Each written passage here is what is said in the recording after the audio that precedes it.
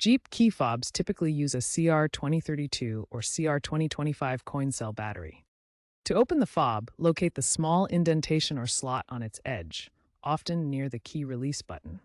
Insert a small flathead screwdriver or a coin into this slot and gently twist or pry to separate the two halves of the case.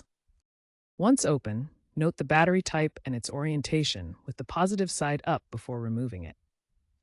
For newer, possibly waterproof models, ensure you maintain the integrity of the seal during and after the battery replacement.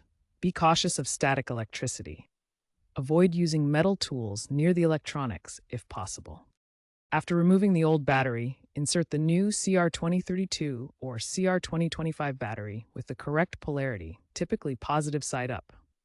Ensure the battery is securely in place. Snap the two halves of the fob case back together, making sure they fit tightly to prevent water from entering, especially in waterproof models. Test the fob by pressing the buttons to confirm that the remote locking, unlocking, and panic functions are working.